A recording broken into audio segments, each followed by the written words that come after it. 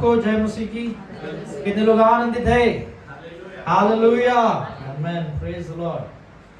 ये आज का जो वचन है, जो हम टॉपिक दिया था कि कैद करके, है ना, प्रिजन्स, कैप्टिविटी। कैप्टिविटी क्या होता है? जब आप या किसी को भी कैद किया जाता है, वो या वो किसी कैद में रहता है, उसे हम क्या कहते हैं? कैप्टिविटी। और जैसे ये कलीसिया बढ़ रही है और आगे बढ़ रही है या बढ़ने वाली है ना, परमेश्वर बड़े अद्भुत अद्भुत काम करते रहता है। मैं आज आपको कुछ और चीजें, है ना, एक एज अनाउंसमेंट्स कहते हैं, या फिर एक तरीके से आपको बताने के लिए कि बहुत जल्द हम लोग एक नए बैंक्वेट में मूव करेंगे, जिसका कैपेसिटी काफी बड़ा रहेगा। हालेलुया, जिसका कैपेसिटी काफी बड़ा रहेगा और वो निश्चित परमेश्वर कर रहा है। और बहुत सारी चीजें इसके लिए हम प्लान करके करते हैं। मैं आपसे एक सवाल पूछता हूँ, जैसे क्या आप लोग मुझसे प्रेम करते हैं?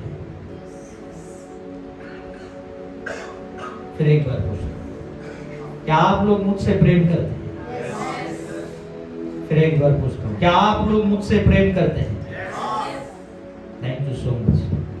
ये कहीं ना कहीं बाइबल में लिखा हुआ है ना। और आपको इन चीजों पे थोड़ा सा सोचना है। बहुत सारी चीजें जब हम इस कलीसिया के लिए प्लान करते हैं, मैं आप सबको इसमें एक कंसिडरेशन रखता हूँ। हर एक भाई बहन जो शायद आपको लगता रहेगा मेरा क्या कंट्रीब्यूशन है इस चर्च में। कंट्रीब्यूशन आपकी उपस्थिति भी होती है, कंट्रीब्यूशन आपका प्रेम भी होता है, कंट्रीब्यूशन आपका यहाँ पे आना भी होता है। तो हर एक व्यक्ति ने किसी न किसी लेवल पे क्या किया है? कंट्रीब्यूट किया है। और आगे हम कुछ ऐसे और प्लान्स कर रहे हैं। फॉर एग्जाम्पल, हम लोग एक पास्टरल मीटिंग बहुत जल्दी रखने वाले हैं, मे बी जुलाई में, मे बी अगस्त में, और जहाँ पे कल्याण, डोंबिवली या जितने क्लोज बाय के पास्टर्स हैं, उसमें से कम 50 से 60 पास्टर्स को हम यहाँ पे इनवाइट करने वाले हैं। अब हम क्यों इनवाइट कर रहे हैं? ये इसलिए इनवाइट कर रहे हैं ताकि चोजन वन क्या रहे, अपने सारे आत्मिक भाइयों को एक चेन में क्या करे? बांध ले। हमारा काम सिर्फ इस कलीसिया के लिए नहीं सीमित रहना चाहिए। परमेश्वर का काम या किसी भी कलीसिया का काम सिर्फ उसके लिए सीमित नहीं होना चाहिए। अगर हम सही में परमेश्वर के प्रेम को दर्शाना चाहते तो वो क्या होना चाहिए? हर एक के लिए होना चाहिए, है ना, हर एक के लिए होना चाहिए। और इसलिए हम लोग ने क्या किया है? हम लोग ने वर्शिप टीम भी टीम ए टीम बी में किया है। वो इसलिए किया है कि जब ये 50 से 60 पास्टर्स आएंगे तो उनका जो प्रपोजल्स रहेगा उसमें बहुत ज्यादा चांसेस ऐसे हैं, ज्यादा मतलब 99% चांसेस ऐसे हैं कि किसी ना किसी संडे को एक वर्शिप टीम को वहां पे आराधना के लिए जाना पड़ेगा और एक वर्शिप टीम को यहाँ पे रहना पड़ेगा। तो यदि मैं सब तय होने के बाद बोलूं कि अभी एक वर्शिप टीम को वहां पे जाना है, कितने लोग को लगता है कि वो गलत डिसीजन रहेगा कि ऑन द स्पॉट एक टीम को तैयार करके भेजना? क्या लगता है मॉर्लिन सिस्टर? नाम खराब होगा कि बढ़ेगा? हाँ, नहीं, ऑन द स्पॉट अगर मैं बोला 3 महीने बाद अभी एक टीम खड़ा करने का, अभी जाने का, क्या होगा? खराब होगा कि बढ़ेगा? हम लोग अभी से अगर एक प्रैक्टिस में डालें तो कल जाके अगर मेरे को किसी लोकेशन पे एक टीम को भेजना पड़ेगा, आसान होगा। Am I right or wrong?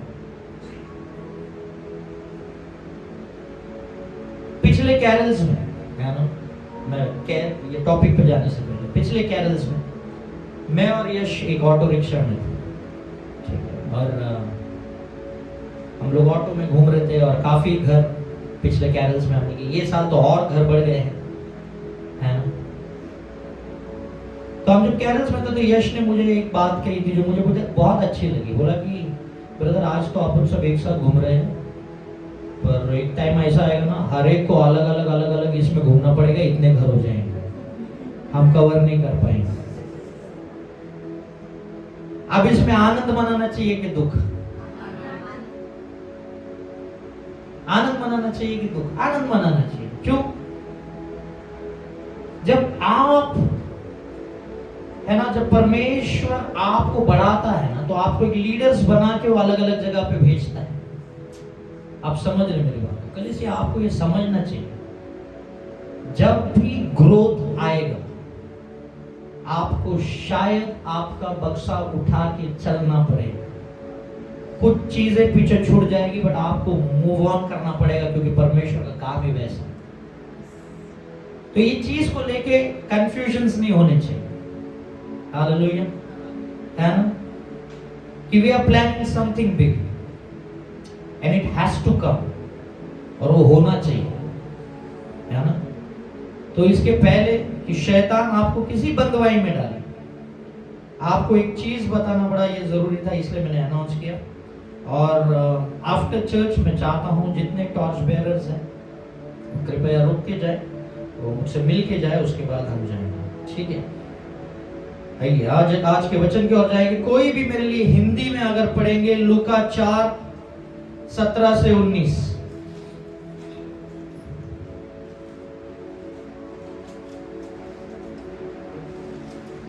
यशायाह भविष्यद्वक्ता की पुस्तक उसे दी गई और उसने पुस्तक खोलकर वह जगह निकाली जहाँ यह लिखा था, प्रभु का आत्मा मुझ पर है, इसलिए कि उसने कंगालों को सुसमाचार सुनाने के लिए मेरा अभिषेक किया है, और मुझे इसलिए भेजा है कि बंदियों को छुटकारे का और अंधों को दृष्टि पाने का सुसमाचार प्रचार करूं, और कुचले हुओं को छुड़ाऊं, और प्रभु के प्रसन्न रहने के वर्ष का प्रचार करूं।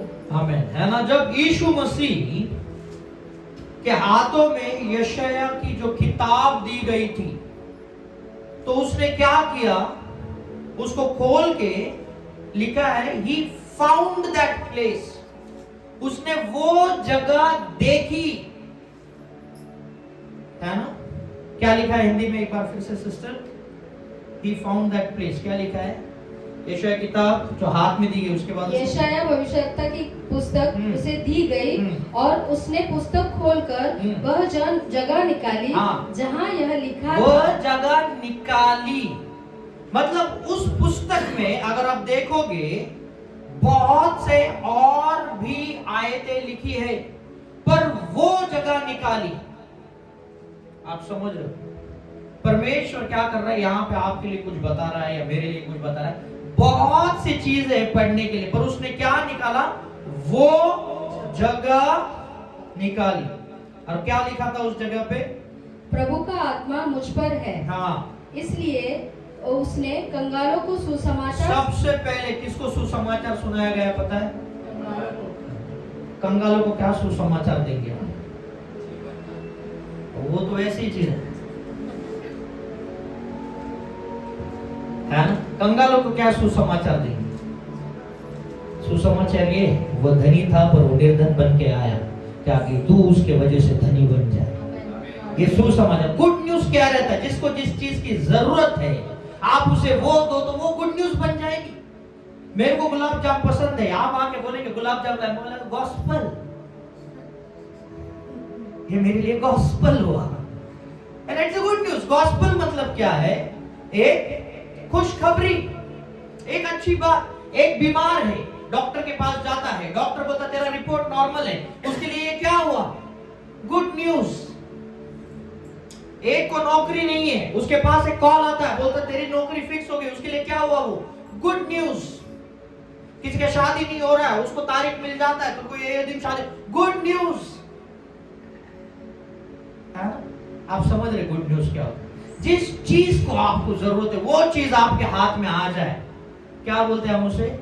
गुड न्यूज, है ना। आशा रखता हूँ बहुतों को अच्छी खबरें मिलेगी आज के बाद, है ना।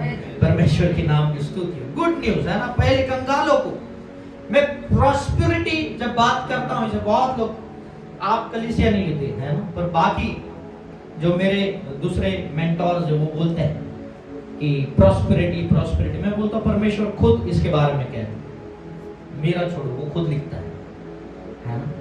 तो हम प्रॉस्पेरिटी के बारे में भी आज के बंधुआई में ये सारी चीजें देखेंगे। नेक्स्ट चीज उसने क्या बोला, किस चीज के लिए भेजा है? सुनने के लिए। हाँ। और मुझे इसलिए भेजा है कि बंदियों को छुटकारे का। यस, बंदियों को छुटकारा। कितने लोगों को यीशु मसीह ने जेल में से निकाला? फिर कौन से बंदियों में थे लोग? बहुत से लोगों को लगता है मैं आज बाहर ऊपर, आपको पता है हम किसी न किसी बंधुआई में रहते। चर्च, थोड़ा सा आज हम आत्मिक रीति से चीजें देखेंगे। जरूरी नहीं जो जेल के अंदर है वही बंधुआई में है। बहुत से लोग आज बाहर है पर फिर भी बंधुआई में। यहां पे वचन लिखता है कि मैं तुझे क्या करूंगा, बंधुआई से बाहर निकालने के लिए आया हूं। किसके लिए? बंधुआई से। कौन थे? जॉन, यूहन्ना द बैप्टिस्ट जो था बाप, वो तो जेल में था, उसको तो नहीं निकाला परमेश्वर ने। फिर कौन थे? बहुत से लोग किसी ना किसी तरह के बंधुआई में थे और आज भी है, और परमेश्वर का काम है कि आपको उसमें से बाहर निकाले। कितने लोग समझ रहे इस बात है ना? बंधुआई से बाहर आना। बहुत बार आपका मूवमेंट इसलिए नहीं होता है क्योंकि आप बंधुआई में हैं। शायद वो जगह दिखाई नहीं देगी, शायद वो लाइन दिखाई नहीं देगी, शायद वो जेल दिखाई नहीं देगा, पर परमेश्वर का वचन यहाँ पे क्या कहता है? आप बंधुआई में हैं इसलिए आप मूव नहीं कर रहे हैं। जो जेल में रहता है, फॉर एग्जाम्पल अगर आप शेर को देखें है ना, तो वो क्या रहता है? एक पिंजरे में रहता है। अब वो शेर कितना भी घूमे वो पिंजरे में ही रहता है। आप समझे? उसका ताकत, वो कितना भी तेज दहाड़े उसे कोई फर्क नहीं पड़ता, वो फिर भी बंधुआई में ही रहता है। आपका पोटेंशियल बहुत रहेगा, आपका एनर्जी बहुत रहेगा, पर क्योंकि आप बंधुआई में हैं आप बढ़ नहीं रहे। कितने लोग आप इस बात को समझ रहे हैं? बहुत से लोग एक बंधुआई में। शेर का ताकत क्या है कि वो किसी को भी फाड़ के खा सकता है, पर क्योंकि अब वो एक पिंजरे में है, वो सिर्फ चिल्ला सकता है पर कुछ कर नहीं सकता। और जब एक शेर पिंजरे में रहता है तो बच्चा भी चना मार के जाता है। आप समझ रहे बात? कभी कभी आपको चने मारे जाएंगे सर, क्योंकि आप बंधुआई में हैं। और एक दिन आएगा, मैं आपसे कहता हूं, खुदा ऐसे उठा लेगा, खुदा ऐसे उठा लेगा, खुदा ऐसे उठा लेगा कि फिर आपको कोई चना मार नहीं सकता है सर, आपके सामने आ भी नहीं सकता है, निकल जाएगा वहां से। परमेश्वर उठाने का काम करता है, और वो जब उठाता है आपको, है ना, वो धूल पे से भी उठाता है। अगर आप कुछ खीले लेंगे, खीले है ना, लोखंड के, और उसको रख दो, उसके साथ कुछ लकड़ियों के टुकड़े रख दो, कुछ कागज के टुकड़े रख दो, और उसके ऊपर थोड़ा धूल डाल दो, और एक जब आप मैग्नेट लोगे और एक मैग्नेट जब उसके ऊपर घुमाओगे, जो लोखंड के खिले हैं वो उठा लिए जाएंगे। कितने लोग इस बात को समझ रहे हैं? है ना? आपके ऊपर शायद धूल भी लग जाए, पर जब परमेश्वर का आत्मा आएगा वो धूल में से भी आपको उठा लेगा। ऐसा सामर्थ वो रखता है। जब उसका आत्मा आता है वो लकड़ी उठाई नहीं जाएगी, वो कागज के जो गोल गोल राउंड से वो उठाए नहीं जाएंगे, वो धूल नहीं उठाई जाएगी, पर जो खिला है वो उठा लिया जाएगा, क्योंकि उसको खिला उठाने के लिए जो पावर चाहिए वो मैग्नेट में है। और मैग्नेट जब तक नहीं आएगा वो खिला भी उनके साथ पड़ा रहेगा। खिला अगर लकड़ी के साथ पड़ा हुआ है इसका मतलब ये नहीं कि वो लकड़ी है। खिला अगर कागज के साथ पड़ा है तो इसका मतलब ये नहीं कि वो कागज है। जिस दिन वो पावर आएगा, उस दिन वो खिला उठा लिया जाए। इस बात को आप समझो। We are going spiritual. हम आत्मिक रीति से कुछ चीजें सीखने को जाने वाले हैं। नेक्स्ट उसके बाद क्या लिखा है सिस्टर? और अंधों को दृष्टि पाने का सुसमाचार प्रचार करो और कुचले हुओं को छुड़ाओ। कुचले हुओं को छुड़ाओ और अंधों को दृष्टि। बहुत बार हम वचन पढ़ते हैं पर हमें वो दृष्टि नहीं होती है कि हम उस वचन को समझ पाए। हम सिर्फ ऊपर ऊपर उसे पढ़ लेते हैं और फिर हम छोड़ देते हैं, है ना? हिस्ट्री बुक जैसा, मैं हमेशा बोलता हूँ हिस्ट्री बुक जैसा हम बाइबल में। शिवाजी महाराज ने शेस्ता खान का उंगली काटा, हिस्ट्री बुक बना के रख देते हैं हम बाइबल, पर परमेश्वर वो नहीं कहता, है ना? परमेश्वर कहता है जो चीजें बाइबल में लिखी है उसे हमें अपने पर्सनल लाइफ में क्या करना है? अप्लाई करना है। अब देखो बंधुआई क्या होती है। बहुत बार कुछ औरतें जो होती है उनको जेल हो जाता है और वो जेल में रहती है और कभी कभी वो प्रेग्नेंट रहती है। अब जब जेल में वो एक बच्चे को जन्म देती है, वो बच्चा कहां रहने वाला है? कहां रहने वाला है? जेल में। अब उस बच्चे का कुछ गलती है, बट फिर भी क्योंकि उसके मां ने कुछ किया रहेगा और वो जेल में है, इसके वजह से उस बच्चे को भी जेल में रहना पड़ेगा। अभी आप समझ रहे हैं मेरी बात? बंधुआई देखो कैसे खतरनाक है। तुमने शायद कुछ नहीं किया पर किसी ने तो कुछ किया होगा जिसके वजह से तुम आज भी कैद में हो। और हम उस कैद से बाहर आने की जगह हम और उसमें घिसते जाते हैं। कैद, ब्रेक द प्रिजन्स। ऐसी क्या चीज है जो आपको अभी भी रोके रखी? आपको पता है और शायद आप ये चीज को बिलीव भी करोगे। आप में से कितनों के फैमिली के पास एक अपॉर्चुनिटी ऐसा आया था कि शायद आप बहुत ज्यादा धनी बन जाते, पर उस समय कुछ तो ऐसा सिचुएशन आ गया कि आप पूरी तरीके से बैंकरप्ट हो गए और आज भी आप स्ट्रगल कर रहे हो ऊपर आने के लिए। Am I right? क्या हो गया? हर एक के पास एक अपॉर्चुनिटी आया था और उसे लगा था अब हमारा लाइफ चेंज होने वाला है, अब हमारा परिस्थिति चेंज होने वाला है। पर पहले उसके परिस्थिति बदलने से पहले शैतान एक ऐसा सिचुएशन क्रिएट कर देता है कि आप फिर बंधुआई में आ जाते हैं। आप समझ रहे मेरी बात? प्रिजन्स, ये सच है, ये रियल है। कैद जो रहता है ये रियल है। और बहुत से लोग और हम लोग इस पे क्या कर देते हैं? नजरअंदाज कर देते हैं। इग्नोरेंस। बॉडी ऑफ क्राइस्ट में मैं आपको कहता हूं इग्नोरेंस मत रखो। ऐसे ही कुछ तो रहेगा, ऐसे ही कुछ नहीं है। मैं आपको वचन से एक एक चीज एक्सप्लेन करूंगा। ऐसे ही कुछ भी नहीं है इस दुनिया में, ऐसे ही कुछ भी नहीं है। सारी चीजें प्लान्ड है, सारी चीजों का एक लॉजिक है, एक नियम है और उस नियम से चलता है। आपको लगता है ऐसे ही पैदा हो गए? आपके लाइफ में एक पर्पस है। आपको लगता है ऐसे ही यहां आते हैं? आपके लाइफ में पर्पस है। ये शायद आपको आज नहीं पता चलेगा, 1 साल बाद आपको पता चलेगा और आप बोलेगे यार मैं पहले ऐसे एक साइड में बैठा करता था पर अभी क्या हो गया? परमेश्वर ने काम करने के लिए लगा दिया और मैं एक अलग सेवा में। परमेश्वर का आपके लाइफ में पर्पस होता है, एक गोल होता है जो शायद आपको भी नहीं पता, पर क्योंकि आज यहां पे है, कुछ लोगों के कैद अब टूटने वाले यीशु के, है ना? जो परिवार एक कैद में पड़ा हुआ था, आज वो दरवाजा खुलने वाला है यीशु के नाम से और आप अपने परिवार के सहित बाहर निकल रहे हैं आजादी में, क्योंकि परमेश्वर की योजना आपके लिए वैसी है। आप एक कैद में कब जाते हैं? जब आपकी भूख किसी चीज के लिए बढ़ जाती है। देखो हम हमेशा बोलते हैं शैतान ये अटैक करता है। शैतान बेवकूफ नहीं है। सबसे पहली चीज, हम आए दिन शैतान को पूछते, शैतान नहीं है। कभी कभी आप बोलोगे ना शैतान मुझ पे अटैक करो, करेगा भी नहीं। बोले मेरा छुट्टी है आज, मैं नहीं करेगा आज। और तेरे बोलने पे क्यों करूं?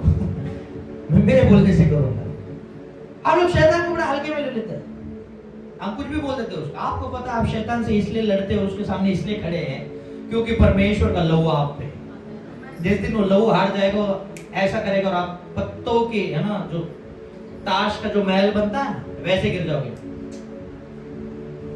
मैं नहीं कह रहा शैतान को कोई रेस्पेक्ट नहीं, मैं परमेश्वर के लहू को रेस्पेक्ट कर रहा हूं कि हम जैसा कमजोर आज उसको ललकारता है क्योंकि उसका लहू हमारे ऊपर है, उसकी सेना हमारे साथ है। आप समझ रहे मेरी बात? एक पामलियन कुत्ता होता है ना, साइज देखा उसका, छोटा रहता है, वो किसी पे भी भौंकता है, पता है, जब तक उसका मालिक उसके साथ है। जैसा मालिक हट जाए ना, वो कुत्ता तो पीछे आके चुप जाएगा। पर उसको कॉन्फिडेंस क्या है, मैं किसी को कुछ भी करूं मेरा मालिक बचा लेगा। आज आप कुछ भी कर लो, परमेश्वर आपको बचा लेगा। हालेलुया। क्योंकि वो आपके साथ, वो आपके आगे, वो आपके पीछे खड़ा रहता है। टेम्पटेशंस रियल रहते हैं, परमेश्वर में बढ़ना रियल रहता है। देखो, आप एक छोटे बच्चे को बोलो कि तू मेरे पास आ जा, मैं तेरे ऊपर हाथ रखूंगा, या फिर एक जादू टोना वाला, तू मेरे पास आ जा, अपन कुछ प्रोसेस करेंगे, उसके बाद तू एक जादूगर बन जाएगा। उसको इंटरेस्ट नहीं रहता, वो छोड़, मेरा बैटिंग का नंबर आया है, मेरे को क्रिकेट खेलने को जाना है ना। बच्चों को इंटरेस्ट नहीं रहता। जब आपका भूख किसी चीज के लिए बढ़ जाए, ध्यान से सुनो, जब आपका भूख किसी भी चीज के लिए बढ़ जाए, भूख में शारीरिक खाने की बात नहीं कर रहा, कोई भी चीज प्राप्त करने का भूख बढ़ जाए, टेम्पटेशंस आएंगे, शैतान आपको कैद में ले लेगा। फैक्ट कह रहा हूं, वापस बोल रहा हूं, जितने लोग अभी तक उनको समझ में नहीं आया, मैं फिर, जिस दिन आपका भूख कुछ पाने के लिए बढ़ जाए, आप कैद में जा सकते हैं। और मैं आज आपको वचन से ये चीजें बताऊंगा, सारी चीजें, मैं एक एक चीज आपको एक्सप्लेन करूंगा। जिस भी दिन आपका भूख बढ़ जाए, आपको धन कमाने का भूख बढ़ जाए, आप कैद में जा सकते हैं।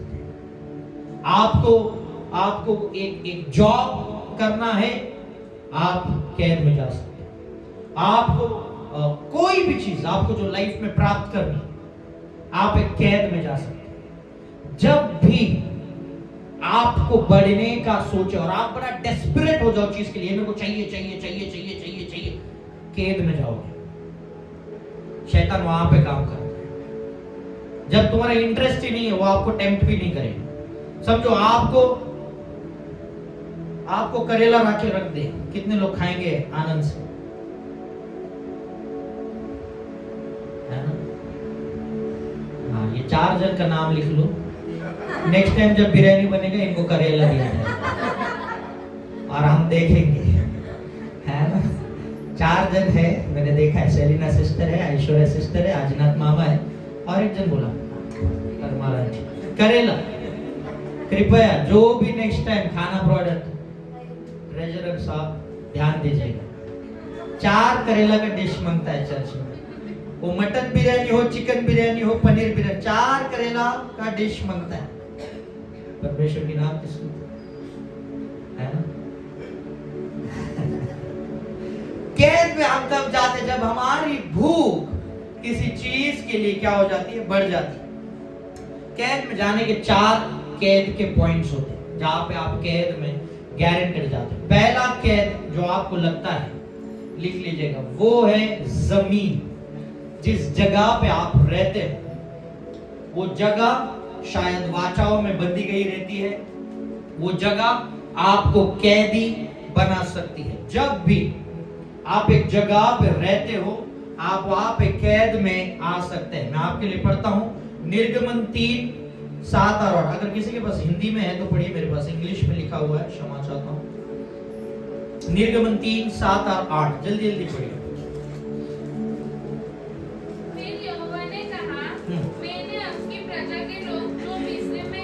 जो मिस्र में है, उनके दुखों को निश्चय देखा है, हाँ, और उनकी जो चिल्लाहट परिश्रम करने वालों के कारण होती है, हाँ, उसको भी मैंने सुना है ना? चिल्लाहट किसके वजह से होती है? जो उनके मास्टर फोर्सेस है जो उनको परिश्रम करने के लिए कहती है। हाँ, उसके आगे। उनकी पीड़ा पर मैंने चित्त लगाया है। हाँ, इसलिए अब मैं उतर आया हूँ कि हाँ। उन्हें मिस्रियों के वश से छुड़ाऊं हाँ। और उस देश से निकलकर एक अच्छे और बड़े देश में, हाँ। जिसमें दूध और मधु की धारा आमीन। बहती है, यस, अरियत, कनानी, हित्ती, हाँ। एमोरी, परिजी, हम्म। हिब्बी और यबूसी लोगों के स्थान में पहुंचाऊं। यस। आप परमेश्वर के लिए क्या ये मुश्किल था कि वो मिस्र में ही उन लोगों को एक अच्छा जीवन दे सके? क्या ये डिफिकल्ट था परमेश्वर के लिए? नहीं था। यूसुफ मिस्र में था और वो एक राजा का प्रधान था और सारे इजरायलियों के लिए उसने भले का काम किया। फिर अभी ऐसा क्या हो गया कि यीशु मसीह कहता है मैं उनको इस जगह से निकाल के किसी और जगह में लेके जाऊंगा। कितने लोग अभी समझ रहे हैं? मैं उन्हें इस जगह से निकाल के किसी और जगह में, क्योंकि जब तक आप उस जगह पे रहेंगे आप बंदवाई में रहेंगे। बहुत बार हम लोग इस चीजों को समझ नहीं पाते हैं। एक जगह होती है जो एक कॉवेनेंट होती है जिसपे वाचाएं की जाती है, वो जगह श्रापित रहती है और आप उस जगह से कभी ग्रो नहीं कर पाओगे, कभी नहीं कर पाओगे। एक अंधे को यीशु मसीह ने क्या किया था? जगह से बाहर निकाला था कि नहीं निकाला था?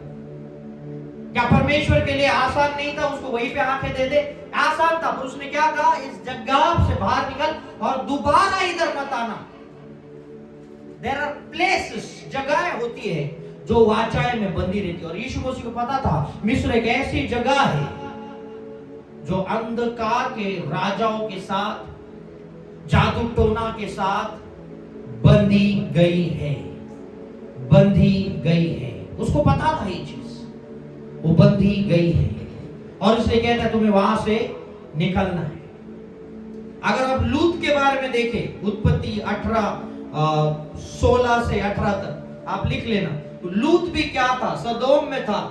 और यीशु मसीह और परमेश्वर अब्राहम से मिलने आता है और अब्राहम से वो जब जाते रहता है तो उसके मन में आता है क्या मैं अब्राहम से ये बात छिपाऊं कि मैं सदोम को क्या करने वाला हूं?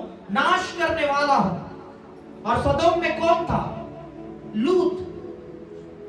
और जब वो अब्राहम को कहता है तो अब्राहम क्या करने लगता है? अब्राहम बार्गेनिंग करने लगता है कि यदि 50 धर्मी है तो भी तू क्या ये करेगा? आखिरी करते करते 5 पे आता है और फाइनली परमेश्वर लूत को पहले बाहर निकालता है। लूत को पहले क्या करता है? बाहर निकालता है और फिर उस सदोम का क्या होता है? नाश होता है। क्या सिर्फ वो लूत को रोक के बाकी लोगों का नाश करके नहीं बोल सकता था लूत अभी तू रहे यहाँ पे आराम से? नाश करना ही था ना, लूत को उधर ही रख, बाकी लोग का नाश कर दे। दिमाग चल रहा है? नेक्स्ट संडे मेंटोस लो नहीं, वचन में ऐसे दिमाग तेज चलना चाहिए। कुछ तो उस जगह पे था और उस जगह का पाप इतना बढ़ गया था। मतलब कुछ जगह ऐसी रहती है यदि आप पापी ना हो पर यदि आप उस जगह पे जाओ तो आप पाप करने लगोगे। कुछ जगह ऐसी होती है आप शायद अच्छी सेहत में रहो पर क्योंकि आप उस जगह में गए हो आप बीमार गिरने लगोगे। कुछ जगह ऐसी होती है जो आप धनी रहते हैं पर उस जगह पे जाते हो आप निर्धन बनने लगते हो। और हमें लगता है ये कोइंसिडेंस चालू है, कुछ जगहें रहती है। मत्ती 2:13 में अगर आप देखोगे तो वहां पे स्वर्गदूत ने क्या कहा यूसुफ को? मरियम को ले, यीशु को ले और क्या कर? मिस्र की ओर निकल जा और वहां पे छिपा रहे, क्योंकि हेरोद क्या कर रहा है? यहाँ पे बच्चों को मारने वाला है। क्या उस स्वर्गदूत के लिए मुश्किल था हेरोद को मार देना? स्वर्गदूत आके हेरोद को मारता था ना।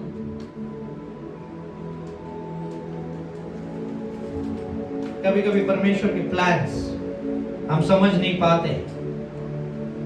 यीशु मसीह था सर और उसकी माता पिता को आदेश दिया छिपे रहे, कुछ समय तक छिपा रहे। कौन है? यीशु मसीह है, जिसने पृथ्वी को बनाया। पर स्वर्गदूत ने क्या आज्ञा दी? निकल यहां से और एक जगह पे जाओ और वहां पे क्या रहे? छिपा रहे। तब तक हेरोद यहां पे बाकी बच्चों को मार रहा है और इसको कहा तू क्या कर? वहां पे छिपा रहे, जब तक मैं तुझे नहीं कहता तू रिटर्न मत आ। आप समझ रहे क्या हो रहा है यहाँ पे? कुछ जगह अंधेरा इतना हो जाता है कि वहां पे आप अगर ज्योति जलाओ तो भी काम नहीं आएगा। डार्कनेस कुछ जगहों, जमीनों, कुछ बिल्डिंग्स में होता है ना। मैं जिस पुराने घर में रहता था, वहां पे जब हम गए वहां पे कुछ चीजें जो मैं देखता हूं मैं आपको बताता हूं। पहले जो पड़ोसी था उसका कंपनी बंद हो गई, उसके बाद दूसरा पड़ोसी था उसका बंद हो गया, फिर हमारे पापा का ऑर्गेनाइजेशन बंद हो गया, फिर हमारे एग्जैक्ट सामने जो था उसका बंद हो गया, फिर जो नीचे था कुछ सालों में वही बंद हो गया। उस पूरे बिल्डिंग में कोई ना कोई बीमार रहता था, कोई ना कोई मर रहा था। इट्स अ लैंड, है ना, जमीन जो आपको बढ़ने से रोकता है। आप कुछ जगहों पे जाते हो, जो मैंने न्यू ईयर के दिन भी ये चीज बताई थी, आप देखोगे प्रवेश द्वार, XYZ प्रवेश द्वार, उस द्वार को गेट नहीं है पर वो द्वार बनाया गया है। वो क्यों बनाया गया है? आपकी आंखें सिर्फ वो पिलर्स देख रही है, पर जब आप एंटर करते हो वो सिटी के कुछ वाचाएं रहती है, आप उसमें एंटर करते हो। आप समझ रहे कि नहीं समझ रहे?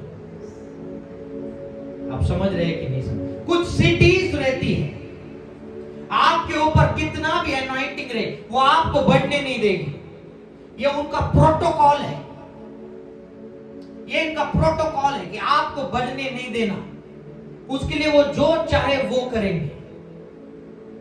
इसलिए मैं कभी कभी बोलता हूं जगह चेंज करो सर, जगह चेंज करो सर। जब आप सारी चीजें करते हो, कुछ मूवमेंट्स नहीं हो रहा है, जगह चेंज करो। कुछ जगह होती वहां पे आप देखो सुसाइड्स के बाद सुसाइड्स होते रहेंगे। कुछ जगहों पे ऐसे काम सारे ड्रग्स में है।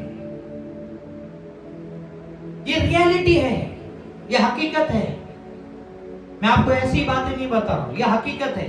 और इसको हम कहते हैं बंधुआई। एक जमीन की क्या होती है? बंधुआई होती है, जमीन की बंधुआई। मैंने 3 स्क्रिप्चर्स बताए ताकि आपको यकीन हो जो मैं बोल रहा हूं वो ऐसे ही नहीं बोल रहा हूं, मैं वचन से बता रहा हूं। कुछ लोग अभी भी एक ऐसे जमीन पे है और वहीं से वो कुछ देखना चाहते हैं। मैं आपसे कहता हूं आप नहीं देख पाएंगे जब तक आप उस जमीन से बाहर नहीं निकलते। आपका जगह चेंज नहीं होता, आपकी आंखें नहीं खुलेगी। You have to move. Land है ना, लैंड, जमीन, इसमें बंधुआई नहीं। दूसरी चीज,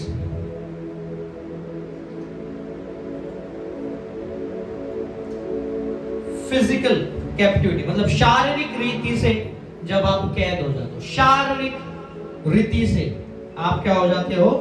कैद हो जाते हो। और जब एक शारीरिक रीति का कैद बहुत सारे चीजों में, जैसा पहला चीज आप बोलोगे ग्रेवयार्ड, है ना, ग्रेवयार्ड, कब्रिस्तान। वो क्या जगह है? वो शारीरिक रीति से आप कैद में चल जाते हो। वहां पे आपका शरीर क्या है? मिट्टी में मिल जाता है और सिर्फ आपकी हड्डियां रह जाती। कैद है। मृत्यु क्या है? एक कैद है। पर परमेश्वर ने मृत्यु पे विजय प्राप्त किया है, इसलिए आप और मैं वहां पे भी सेलिब्रेट करने वाले हैं। हालेलुया।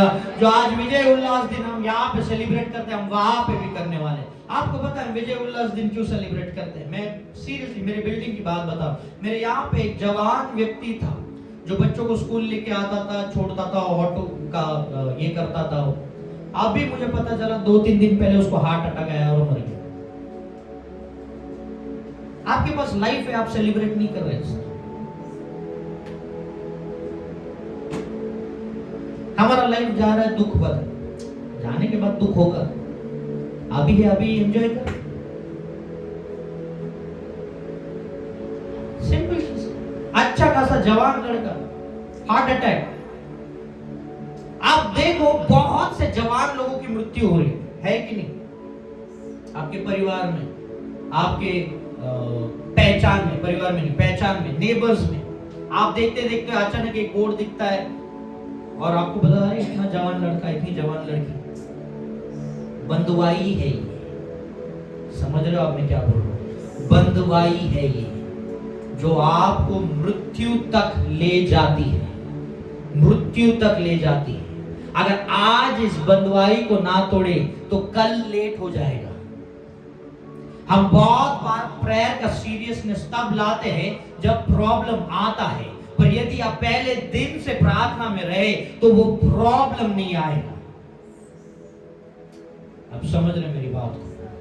एक मसीह लाइफ में आपके प्रॉब्लम ऐसे पूरी तरीके से खत्म नहीं होंगे। देखो यीशु मसीह ने चेलों को कहा इस छोर से उस छोर पे हम चले जाएंगे।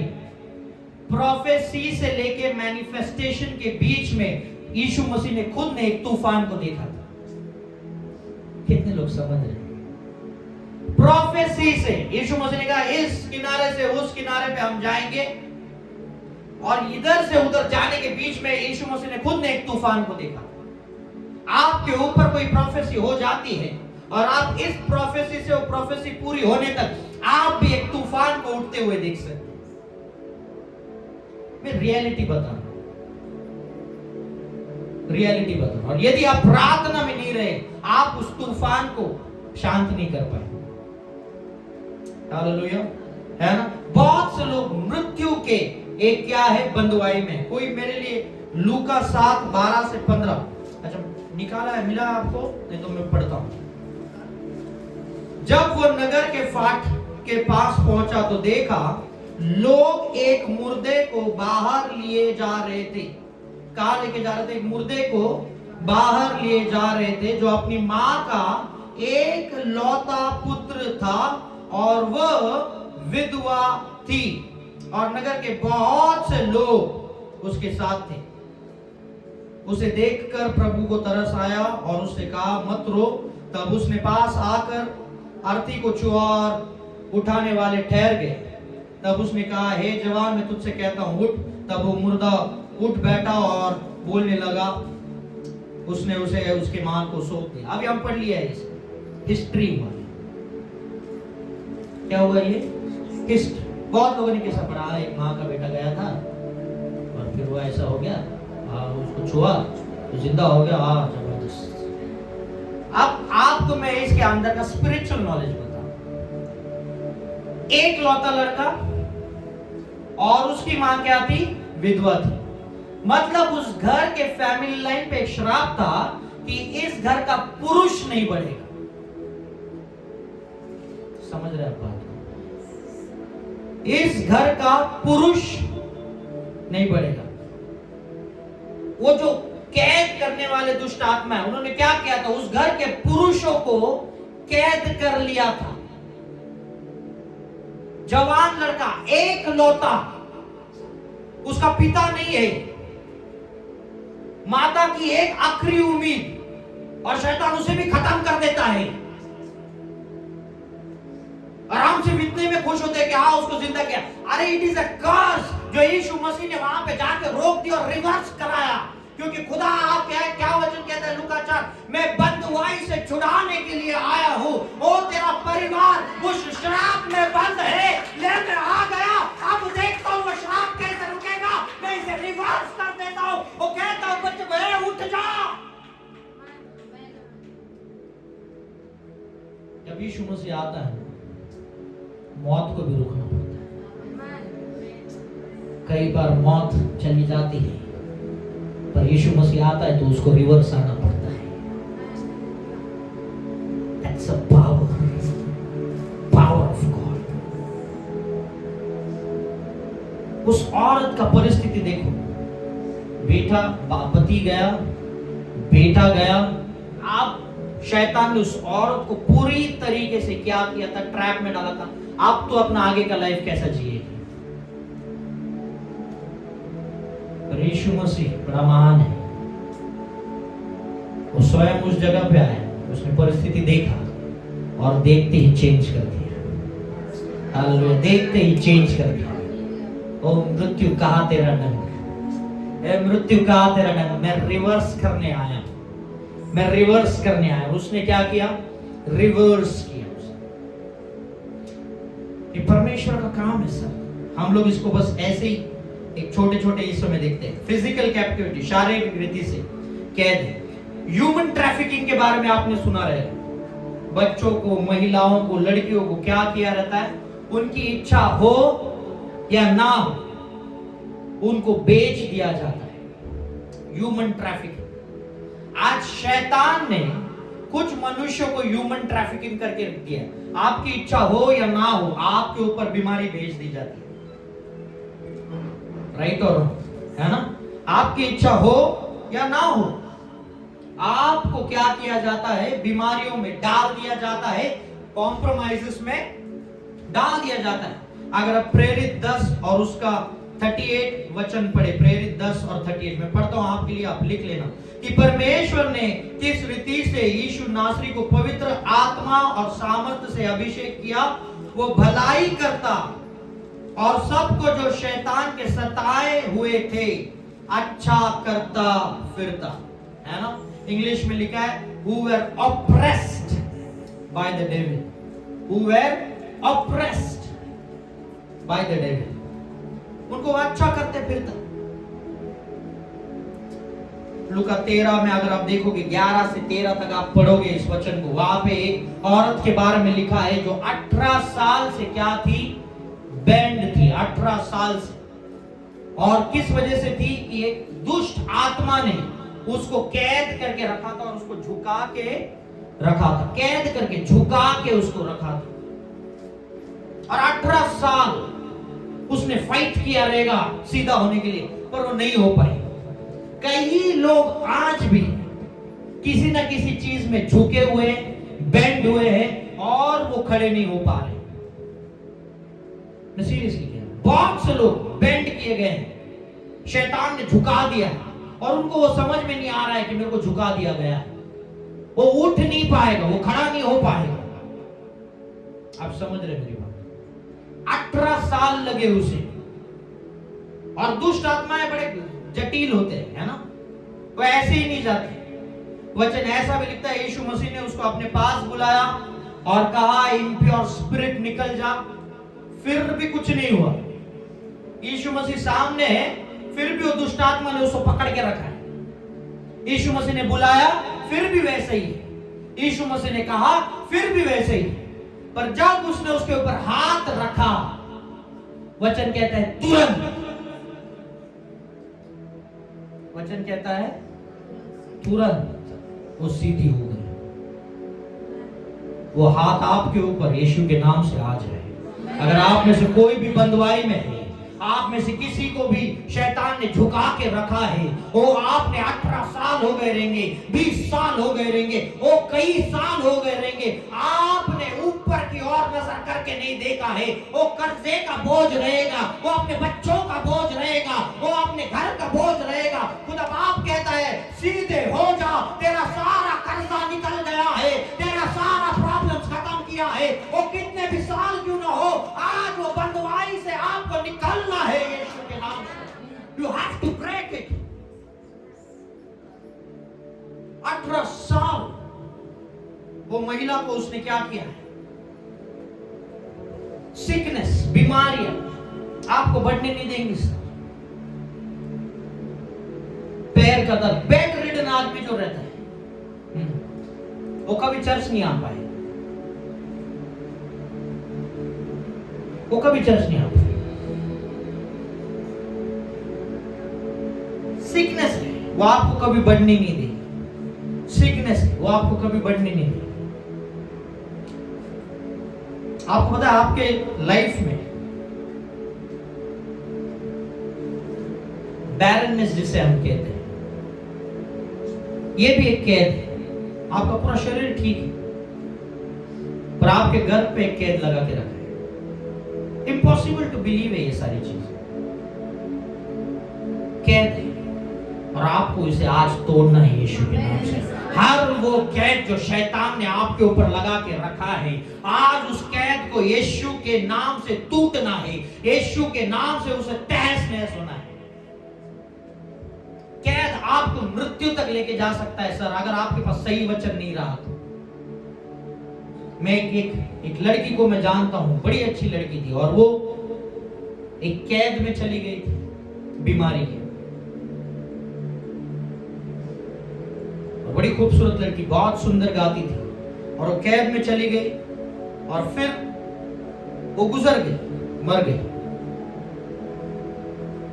और उसका जो बीमारी का खर्चा था वो बहुत ज्यादा हो गया था। अब मुझे नहीं पता सही में वो लोग कैसे उस लोन को पे कर रहे हैं, क्या कर रहे हैं, मैं नहीं जानता। पर आप देखो बंदवाई क्या करती है, आपको कर्जे में डाल देती है और फिर कभी आप उसमें से बाहर नहीं आ पाते। ये बंदवाई को तोड़ना है, फिजिकल कैप्टिविटी जिसे हम कहते हैं, शारीरिक कैद। बीमारी को लेके घूमते मत रहो। जब बीमारी आपको दिखती है, आपके शरीर में काम कर रही है, उसको जगह पे श्राप देना शुरू कर दो, उसको जगह पे श्रापित करो वचन के आधारित। कि परमेश्वर ने अंजीर के पेड़ को श्रापित किया था और क्या कहा था कि तू क्या होगा, तू अभी से फलवंत नहीं होगा, तुझे श्रापित किया, और वो क्या हो गया, क्षण भर में वो क्या हो गया, सूखने लग गया। आप देखते हैं कोई बीमारी आपके अंदर अगर पल रही है, उसको आपको श्रापित करने को आना चाहिए, क्योंकि जुबान के वश में क्या है, जीवन और मृत्यु है सर। जुबान के वश में क्या है, जीवन और मृत्यु है। जब ये वचन ऐसे मेमोराइज हो जाएंगे, आप तुरंत काम करने लगोगे। आपको पता है आपके पास पिक्चर के डायलॉग मेमोराइज रहते हैं, वचन नहीं रहते हैं। फैक्ट बोल रहा हूं कि नहीं बोल रहा? उनमें से एक मैं भी था, इसलिए बोल रहा हूं। सीरियस। पर अगर वो याद हो सकता है तो वचन क्यों नहीं हो सकता है ना? उन चीजों को श्रापित करो। लोग खुश होते हैं बीमार होने की वजह से। बीमारी खुश होने वाली चीज नहीं है, लोग आनंदित हैं। पैर में दर्द है, तो दर्द है, दर्द श्रापित करिए। दर्द को मैं यीशु के नाम से श्रापित करता हूं। हाथ में दर्द है, यीशु के नाम से श्रापित करता हूं। कितने बार कर सकता है? दिन में 1000 बार कर। कितने बार कर? 1000 बार कर। मैं इसलिए कहता हूं 1000 बार, क्योंकि आपको 1-2 बार बोला ना तो आपको यकीन नहीं होगा। वैसे परमेश्वर का काम आसान है, पर मनुष्य को मुश्किल काम करने का आदत है ना? परमेश्वर का काम आसान है, इसलिए आपको आसान काम दिया था, बोले इससे नहीं होगा। ऐसे कुछ दांतों में पत्थर उठाने को बोल,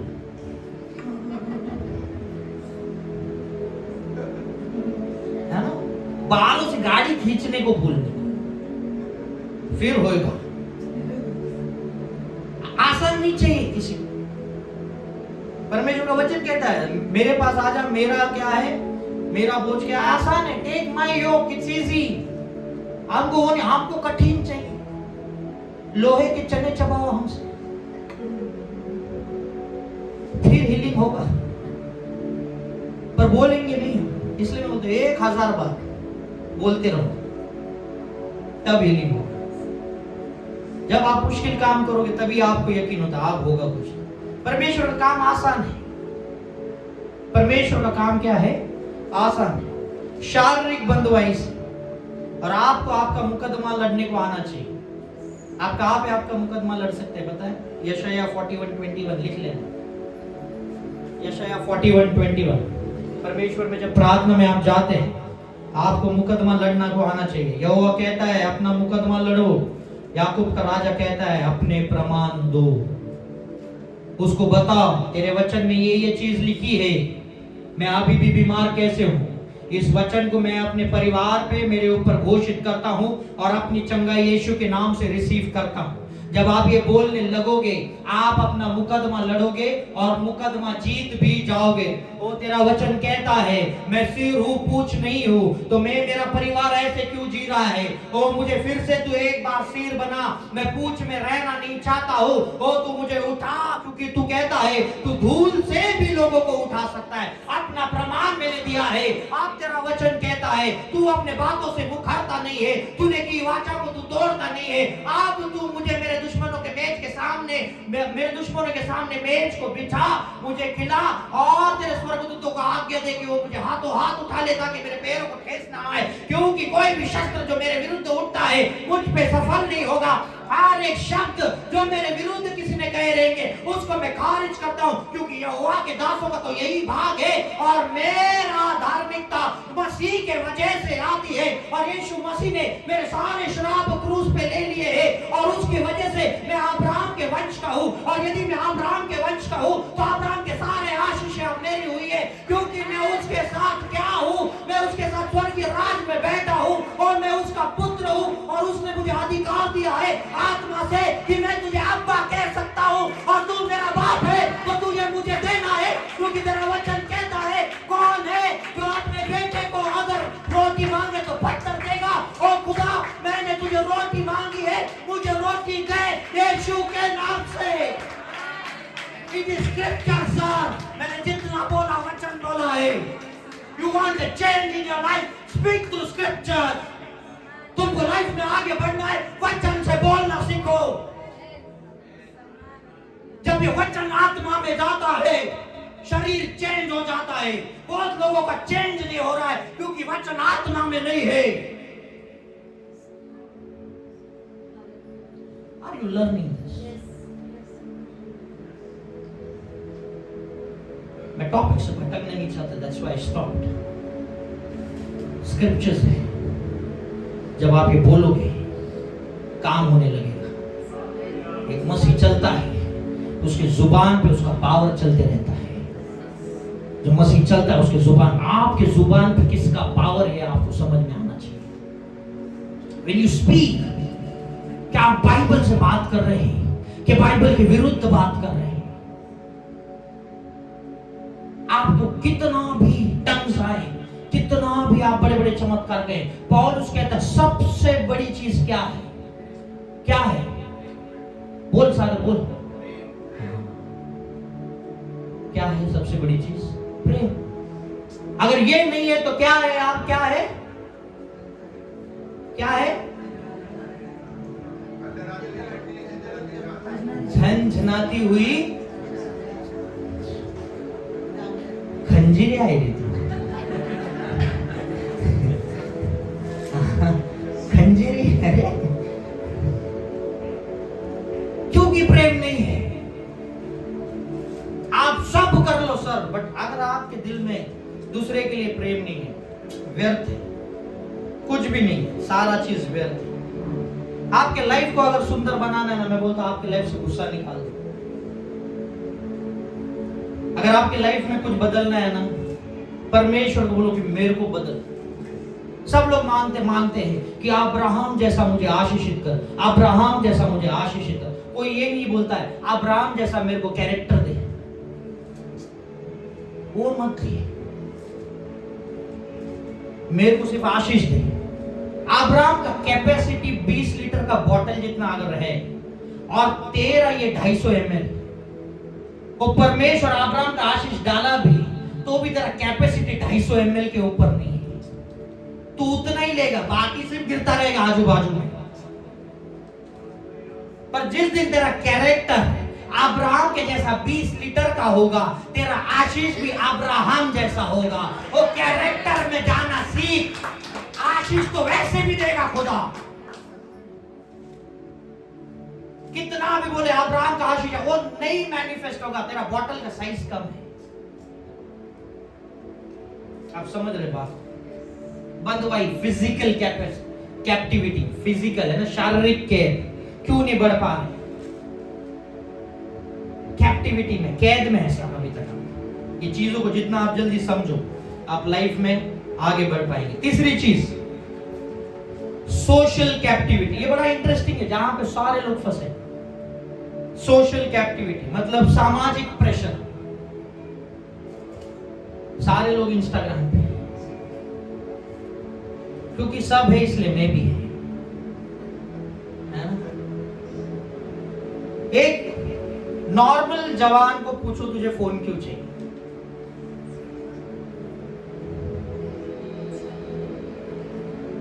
क्यों चाहिए? नॉर्मल जवान, एक यंग लड़का, फॉर एग्जांपल एशली हुआ, क्यों चाहिए फोन इसको? सिंपल है। तो कौन सा प्रोडक्टिव काम करना? मैं उसके ऊपर से नहीं बोल रहा, पर ऐसा किसी भी जवान को पूछो, उसके बाद जवाब नहीं रहेगा।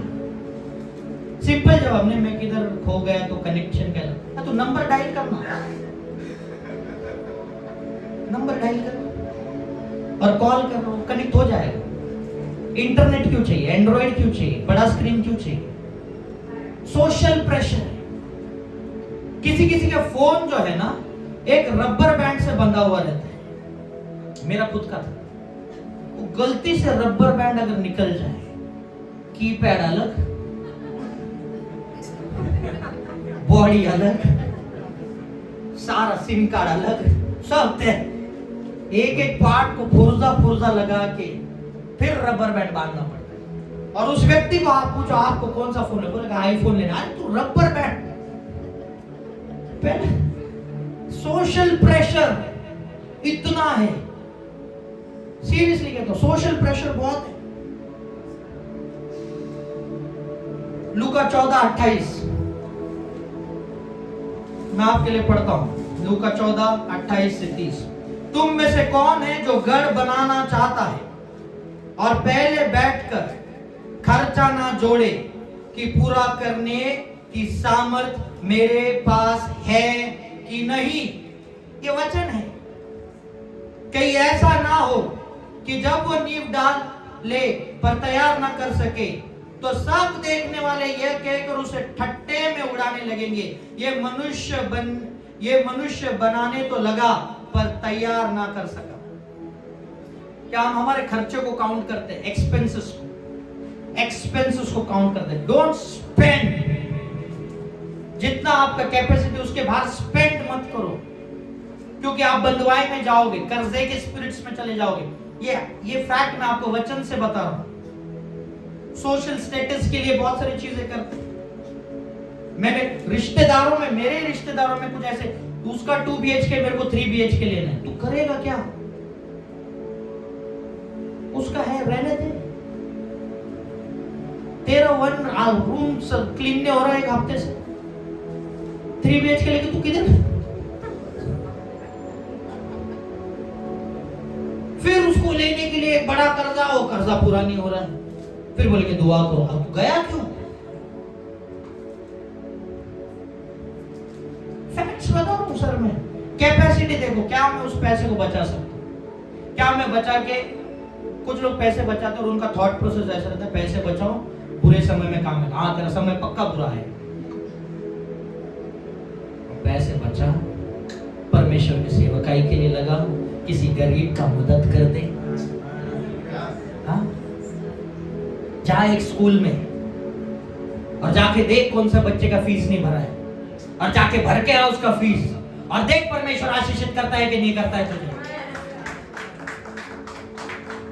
100% करेगा सर।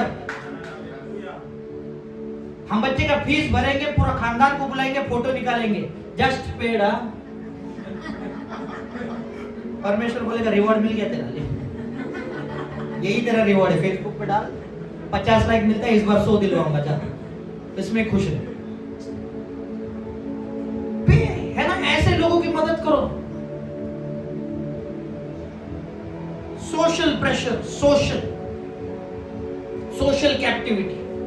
मेरे दोस्तों ने एक बार कहा था, यार अपन ना फ्लाइट से घूमे, हम सारे गरीब है ना उस टाइम पे, सिर्फ परमेश्वर ने मेरे को उठा लिया, तो मैं चल रहा था लाइफ में अच्छा खासा। तो मेरे दोस्त बोले काम करते अपन ना थोड़ा घूम के आते, इंटरनेशनल फ्लाइट के इधर से जाएंगे पर गोवा तक ही जाएंगे, बजट उधर तक है पर जाएंगे। बोला ठीक है चलो, दोस्तों के साथ। शादी से पहले, शादी के बाद आप दोस्तों के साथ नहीं जा सकते, ये थंब रूल है सर सोसाइटी का, है ना। तो शादी से पहले तो मैं, मेरे 3-4 दोस्त, हम लोग गए। आपको पता है मैं जहां जा रहा था मेरे पीछे पीछे घूम रहे थे। मैं वॉशरूम में गया, मेरे पीछे वॉशरूम में भी है। मैं बोले इधर क्या है? बोलते नहीं हम देख रहे। बोले क्या तुम घूम ही रहे पीछे पीछे पीछे? फ्लाइट में वो चॉकलेट दे रही थी, तो मैं नॉर्मली उसको बोला थैंक यू करके, वो चली गई। तो मेरा दोस्त बोल रहा है कितने का रहता है, मैं बोला फ्री था। बोला अरे लेने का था ना। तो सोशल प्रेशर आप देखो कितना है। मेरा और एक बहुत करीबी दोस्त, उसको मैं बड़े अच्छे होटल में लेके गया रहने, बहुत अच्छा होटल था। 1 घंटा हो गया बाथरूम से बाहर ही नहीं आया। 1 घंटा मैं टीवी देखा, चाय देखा, मतलब जाना है ये क्या, 1 घंटा हो गया अंदर ही बैठा। मैंने खटखटा, बोला चल, अरे रुक, ये शावर चालू किधर से होता है पता नहीं। तो लैविश लाइफ के चक्कर में तू अंदर अटक जाएगा, करना क्या है पता नहीं है। वो बाथटब में बैठा है, बाथटब में नीचे एक ढक्कन होता लगाने का, वो उसने लगाया नहीं, बोलता बाथटब फील ही नहीं हो रहा। मतलब ये लगाएगा नहीं तब तक फील नहीं होएगा तरफ। हमें चाहिए चीजें पर यूज कैसे करना है पता नहीं है। मैं फैक्ट बता रहा हूं, BMW चाहिए तो बाइक में 20 रुपए का पेट्रोल डालना, तो ले भी दिया तेरे को, पूरा मोहल्ले को एक साथ लेके घूमना पड़ेगा कंट्रीब्यूशन में। सोशल प्रेशर क्यों रखना है? आप जो जिस परिस्थिति में आनंदित रहो, और एक समय आएगा जब खुदा बाप आपको उठा देगा। एक ही समय आएगा जब परमेश्वर चीजें चेंज करता है। ये मेरा पर्सनल लाइफ में चेंजेस हुए। मैं आपसे कहता हूं एक समय आएगा, जो आप काम कर रहे हो उसको बड़े ईमानदारी से करो। आपको नहीं पता आपके ऊपर कौन नजर रखे हुए हैं, और जिस दिन आपका काम उसे पसंद आएगा, आपको उस जगह से वो उठा के बड़े लेवल पे सेट कर देता है। एक ही दिन लगता है उसको उठाने के लिए। ये परमेश्वर का काम है। सोशल प्रेशर्स सेव करो। आप कितना पैसा सेव कर सकते, सेव करो सर। आपके ऊपर बुरा समय आएगा इसलिए नहीं, क्या आप किसी की मदद कर सकते हैं। और जब आप किसी की मदद करते हैं, परमेश्वर उस चीज को देखता है। वो कहता है इसका ये 10,000 रुपया बचा रहा है, ये इसका 5,000 रुपया बचा रहा है। ये 5,000 रुपए खुद के लिए यूज कर सकता था, पर इसने 5,000 रुपए में से किसी एक व्यक्ति का स्कूल फीस भरा है, किसी एक आदमी का हॉस्पिटल का फीस भरा है। ओ ये 5,000 में ये कर रहा है, तो 10,000 में क्या होगा, इसका इंक्रीमेंट बढ़ा दे, इसका सैलरी का सेविंग बढ़ना चाहिए, और सैलरी का सेविंग बढ़ते जाएगा, क्योंकि खुदा देखता है इसका हाथ देने वाला है। ध्यान रखे गब्रिएल, इसका हाथ कभी लेने वाला नहीं बनना चाहिए, ये देने वाला ही रहेगा। स्क्रिप्चर्स है सर। जितना वचन के अंदर घुसोगे उतना ज्यादा सोना बाहर निकाल कर लेकर आओगे। आपको परमेश्वर से बात करना है, इसके अनुसार बात करना पड़ेगा, तब वो सुनता है, तब वो सुनता है, तब तक वो नहीं सुनता है। तो कितना भी बड़बड़ कर ले, वो रुमाल भेजेगा, हाथ पोछेगा, कल आना चल, फिर आप दूसरे दिन जाओगे प्रार्थना। स्क्रिप्चर्स होने चाहिए कि परमेश्वर को टेम्प्ट होना चाहिए कि बस हो गया, अभी मुझे कुछ तो करना ही पड़ेगा। God has to do something. Social pressure, शादी का प्रेशर रहता है, सोशल प्रेशर मत करो यार। मतलब जब तक आप बोलोगे मैं शादी के खिलाफ क्यों बोलता है, ऐसा कुछ नहीं है। तभी करो जब आप रिस्पॉन्सिबिलिटी लेने के लिए तैयार, नहीं तो करके क्या मतलब है। दोनों झगड़ते रहोगे, चर्च को घुटने पे बिठा के रखोगे, क्या मतलब है इसका।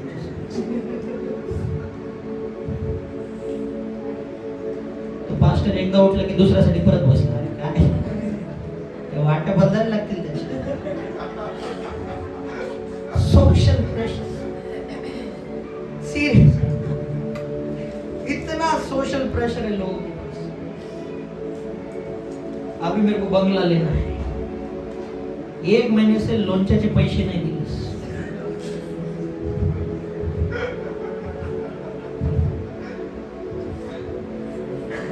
लोग आचार भी फ्री में लेके जाते हैं, सच बात है। और इसको बंगला लेना, वो आचार का भर पहला 50 रुपया। फैक्ट्स। मिनिस्ट्री में लोग प्रेशर,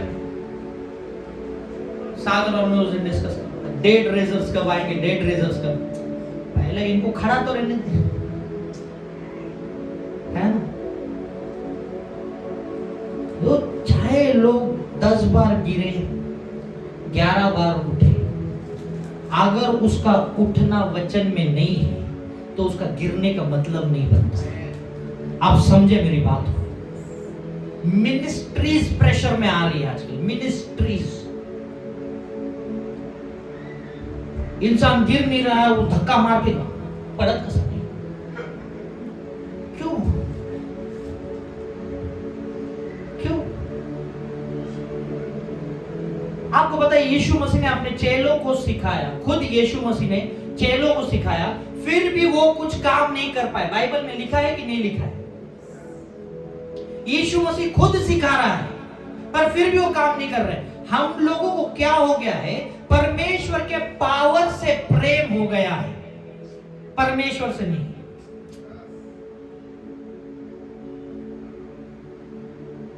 परमेश्वर के पावर से प्रेम है, परमेश्वर से नहीं। वो महिला अच्छा खाना बनाती है इसलिए मैं शादी करूं, तू उसके खाने के लिए उससे प्रेम कर रहा है, तू उससे प्रेम नहीं कर रहा है। एक लड़का अच्छा कमा रहा है, तू उसके लिए प्रेम, क्योंकि वो लाखों में कमा रहा है, मैं इससे शादी करना, मतलब तेरे को उससे प्रेम नहीं है। कल अगर उसका नौकरी चला गया तो तू डिवोर्स पे आ जाएगी। फैक्ट बता रहा हूं sir.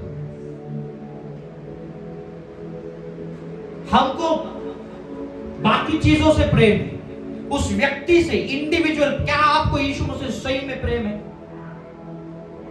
You have to ask.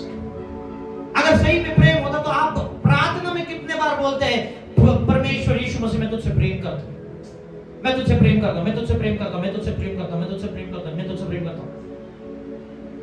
कितना बार आप प्रार्थना में और आपने ऐसा प्रेम किया, यीशु मसीह मैं कुछ इंपॉर्टेंट तुझसे बोलने को आया, और परमेश्वर बोलेगा क्या? और आप बोलेंगे मैं तुझसे प्रेम करता हूं।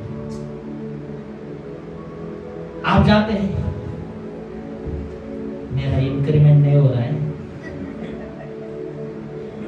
मेरा बच्चा पढ़ाई में नहीं कर रहा है, मेरा पति का ये है, मेरा पत्नी का वो है, मेरे इसमें वो है, मेरा उसमें वो है, मला हे दे, मला ते दे, मला सर्वच दे।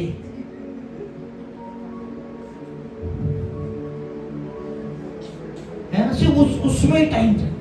पर कोई नहीं बोलेगा यीशु मसीह मैं तुझसे प्रेम करता हूं, कोई नहीं बोलेगा हे पिता अब्बा मैं तुझे धन्यवाद देता हूं, तूने तेरा पुत्र भेजा जिससे मैं प्रेम रखता हूं। सोशल प्रेशर्स, यीशु मसीह को जीनी बना दिया हमने,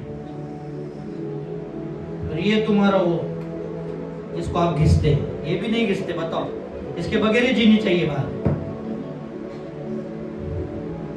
सच बता रहा हूं सर, मैं ये ऑब्जर्वेशन है, ऑब्जर्वेशन से। आपको वचन से बढ़ना है, ये सारी चीजें नहीं। हमको परमेश्वर की क्या है? नेचर से, नेचर से प्रेम है, परमेश्वर से प्रेम नहीं। हीलिंग क्या है? नेचर है। डिलीवरेंस क्या है? नेचर है। मैनिफेस्टेशन क्या है? परमेश्वर का नेचर, ये नेचर है परमेश्वर का, ये परमेश्वर नहीं है। जब आप ये चीजें समझने लगोगे तब आप परमेश्वर से प्रेम करोगे। जब आप उससे प्रेम करोगे उसका नेचर बाय डिफॉल्ट आपके लिए काम करने लगेगा। आप समझ रहे मेरी बात? लोग चीजें समझ नहीं पाते। एक व्यक्ति फंड रेजिंग कंपनी में, फंड रेजिंग का सेमिनार रहता है, ऐसे बहुत सारे पास्टर्स लोग करते हैं, वैसे में एक जन गया था। अब आगे की सीट खाली थे, ये आगे जाके बैठ गए। अब इसको कल्पना भी नहीं है फंड रेजिंग है, ये आगे जाके बैठ गए। आइडिया, ज्ञान की कमी के वजह से मेरी प्रजा का नाश होता है। ये बैठ गया फ्रंट सीट में फंड रेजिंग में। वो आगे पास्टर ने सारा सुसमाचार सुनाया, बोले फर्स्ट रो वाले फंड रेजर्स है हमारे लिए, और उनके हाथ में माइक दे दिया, आप चर्च को, कलीसिया को क्या देंगे। अब इसको ज्ञान नहीं, ये खड़ा हो गया वहां पे, और ये भी बड़ा बड़ा बात कर रहा है, मैं इतना इतना लाख दूंगा। उसके पत्नी को पता नहीं तेरे पास इतना पैसा है। ज्ञान की कमी की वजह से प्रजा का नाश होता रहता है। जिस दिन आप ज्ञान को ले लो, आपका नाश नहीं होगा। मैं आपको फैक्ट बताता हूं लाइफ को, आपको जीने के लिए। जब कोई इंसान बढ़ रहा है तो उससे सीखो, उसके लिए दुआ करो और खुदा बाप आपको उठाना शुरू कर। आप किसी को खींचने का या फिर आप किसी को ताना देते हैं, कोई भी, मैं इसके लिए की नहीं, इन जनरल बोल रहा हूं, उसमें कुछ प्राप्त नहीं होगा, कुछ अचीवमेंट्स नहीं। मे यू इंक्रीज, क्योंकि परमेश्वर के लिए आप सब विशिष्ट हैं, आप सब इंपॉर्टेंट। क्या परमेश्वर आपसे प्रेम नहीं करता? करता है। यदि वो उसको उठा सकता है, आपको नहीं उठा सकता? उठा सकता है, बट इन हिज टाइम, उसके समय में वो उठाएगा, वो काम करेगा। जिस दिन वो आपके मन को सीधा देखेगा, जिस दिन वो आपके मन को आपको उठा लेगा। आखिरी चीज, आइए हम आखिरी चीज के ऊपर जाते हैं, स्पिरिचुअल कैप्टिविटी, आत्मा की बंधुआई। और इसमें हम कुछ स्क्रिप्चर्स भी देखने वाले हैं। अब आत्मा की बंधुआई ये बड़ा इंपॉर्टेंट है। आत्मा की बंधुआई क्या, आत्मिक बंधुआई क्या रहती है? जो हम सीखते हैं, टीचिंग्स, उसके ऊपर हम चलते हैं। आपको यहां से मैं वचन से बात करूं, ये आपके दिमाग में जाके काम करने के लिए टाइम लगेगा, पर जो बचपन से आपने सीखा है वो जल्दी रिएक्ट करोगे। आप चल रहे हो और बिल्ली ने रास्ता काट दिया, 99% मसीह लोग रुक जाते हैं और वेट करते कोई जाए पहले आगे, क्योंकि बिल्ली ने रास्ता काटा। और वचन कहते हैं तेरे जुबान के वश में जीवन और मृत्यु की। नहीं बोला, लेकिन बिल्ली ने तो रास्ता काटा। 3 जन जा रहे हैं काम करने के लिए, आत्मिक चीजें, 3 तिगड़ा काम बिगड़ा। वो चौथे को जबरन ले लेगा साथ में। अब मेरा क्या काम? नहीं, तेरा जरूरत नहीं है, पर तू चल। मेरा लेफ्ट आई फड़क रहा है, कुछ बुरा होएगा लगता है, और जोर से फड़कने लगता है। आप पकड़ के रखते हैं, लोग स्टिकिंग लगा के रखते हैं उसका, हाँ कैसा, और डर जाएगा बाजू वाला। स्पिरिचुअल चीजें ये आपके पास क्या रहती है, आपको सिखाई जाती है, हम उसमें बढ़ते हैं, और फिर वचन क्या करता है, उसमें काम नहीं करता है। अगर आप देखोगे 2 कुरिन्थियों 10:4-6 अगर आप देखोगे तो वहां पे क्या लिखा है कि आपके विचारों को क्या करो, बंधुआई में लाओ और परमेश्वर की आज्ञा में लेकर आओ। परमेश्वर की क्या करो, आज्ञा में लेकर आओ। आपके विचारों को, क्या आपके विचार, ध्यान से सुनिएगा, क्या आपके विचार परमेश्वर को महिमा दे रही है? अगर वो दे रही है तो अच्छी बात है, अगर वो नहीं दे रही है तो वो विचार शब्दों में कन्वर्ट होने से पहले उसको बांध के क्या करो, बंधुआई में लाओ। उसको क्या करो, बांध कर बंधुआई में। कुछ चीजें, कुछ सिचुएशन होती है जहां पे आपको लड़ना नहीं होता, भागना होता। कुछ लोग आपके लाइफ में मिलेंगे जो आपको बहलाएंगे, फुसलाएंगे और आपको सारी गलत इंफॉर्मेशन देंगे। ये होता है। पोतीफर की पत्नी ने यूसुफ को कहा इधर आ, मेरे साथ सो जाओ, और यूसुफ ने क्या किया फिर? नहीं, भाग। कुछ जगह से तुझे बस भागना है, पूछना भी नहीं, देखना भी नहीं है, सिर्फ भागना है उस जगह से।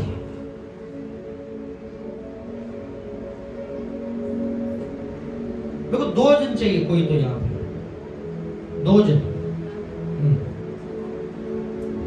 2 जन चाहिए जल्दी। मैं आपको बताता हूं क्या होता है, किन के साथ आपको व्यवहार करना। और एक कुर्सी चाहिए, कुर्सी चाहिए। सागर तू खड़ा रह पाएगा कुर्सी में? आराम से। हाँ ब्रदर, तुम्हें खाली होगा। अब इनको हाथ दे। क्या तू इनको ऊपर खींच पाएगा? क्या ये ऊपर खींच पाएगा? मसीह लोक मी ह्याला वाचविलच बघ, मेरे वजह से इसका कुछ तो भला होएगा। खींच के दिखा रहे के ऊपर नहीं आएंगे, वो हाथ ही ऊपर आएगा। अभी आप खींचो ब्रदर नीचे, आसान है नीचे खींचने के लिए, बैठ आसान है नीचे खींचने के लिए।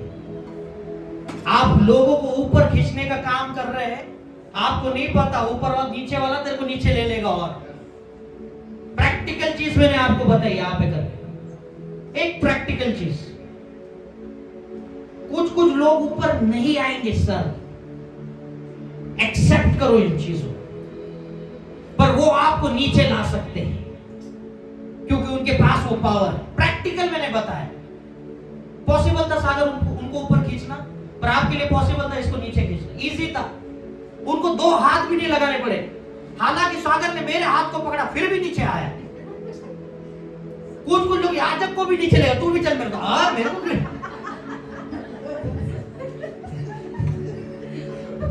मेरा तो लेना देना भी नहीं, तेरे चक्कर में याजक भी नहीं जा रहे, खुद तो आया मेरे को भी लेके आया। स्पिरिचुअल वॉरफेयर में आपको सिखा रहा हूं सर। शैतान आपको ऐसे पकड़ के रखता है। आपने फारो के बारे में सुना रहेगा, आज हम उस स्क्रिप्चर से थोड़ा सा देखेंगे, जल्दी जल्दी देखेंगे। निर्गमन 5:1 में मैं आपको बताता हूं स्पिरिचुअल कैप्टिविटी कैसे काम करती है। यह आखिरी चीज है, आत्मिक कैद। आपके विचारों को कैद किया जाता है। इंसान पूरी तरीके से फ्री दिखेगा, पर उसके विचारों को क्या किया गया है? कैद किया गया है। उसके विचार खुद के लिए ही भलाई के नहीं है। आज मैं आपको स्क्रिप्चर से बताऊंगा।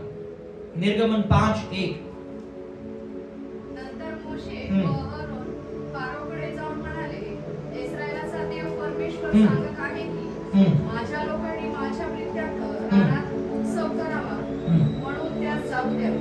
यस, मूसा क्या यहाँ पे बोल रहा है? इजराइल का परमेश्वर यहोवा यह कहता है, मेरे प्रजा के लोगों को जाने दे कि वे जंगल में मेरे लिए पर्व करें, फीस्ट करें। मेरे प्रजा के लोग को जाने दे। मूसा फारो से कह रहा है। और आपको क्या लगता है फारो ने जाने दिया? फारो कौन है रे तुम, है ना? वो फारो शारीरिक रूप से मर गया, पर उसकी आत्मा आज भी बहुतों को कैद में डालती है। Do you know this? वो फारो शारीरिक रूप से मर चुका है, पर उसकी आत्मा बहुत से मसीहों को कैद में लाती है, और मसीह कैद में जाते हुए। आपको पता है इजराइल कैद में क्यों गया था मिस्र में? वो खाने की तलाश में गया था। शैतान का सबसे पहला तीर यही करता है, वो आपको खाना परोसेगा और कहेगा आओ खाना खाओ, और जैसा आप खाना खाओगे वो आपके अंदर विचारों को डालेगा और आपको भ्रष्ट कर देगा। शैतान का सबसे पहला काम आपको खाना खिलाएगा, पहला शैतान फर्स्ट थिंग, चल खाना खाने जाते। आपके मित्र जो आध्यात्मिक नहीं रहेंगे वो बोलेंगे चल आज खाना खाने जा, चल चाइनीज खाने जाते। चाइनीज के चक्कर में तेरा क्या क्या होगा। खाने के चक्कर में इजरायली लोग मिस्र देश गए, खाने के चक्कर में कई लोग बंदवाई में चले गए, खाने के चक्कर में लोग ऊपर से नीचे आए, खाने के चक्कर में। आपको सीरियसली, मैं आपको कहता हूं सीरियसली, खाना खाना बंद कर दो, कम कर दो, एक टाइम स्किप करना शुरू कर दो। फैक्ट कहता हूं, अगर हवा फल नहीं खाती वो नीचे नहीं आती। सच है कि नहीं? अगर इजरायली वहां पे भोजन ढूंढने नहीं जाते तो प्रॉब्लम नहीं होता, कोई बंदवाई में नहीं जाते। भोजन के वजह से लोग प्रॉब्लम में जाते हैं। खाना है, जेवण भेटलं कुठेही चालले आपण,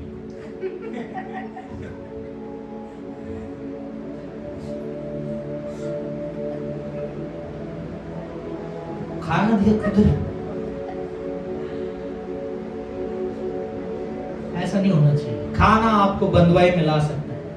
आपको पता है हफ्ते में एक दिन का उपवास चालू करो, खाना छोड़ दो एक दिन का। आप देखो आपके शरीर में एनर्जी आएगा, आपके शरीर में एनर्जी आएगा। खाने के लिए इंसान सीरियस वो उपवास भी करता तो ये देखते रहता आगे क्या खाना मिलेगा। उपवास कर रहा, खा ध्यान उसका किचन में।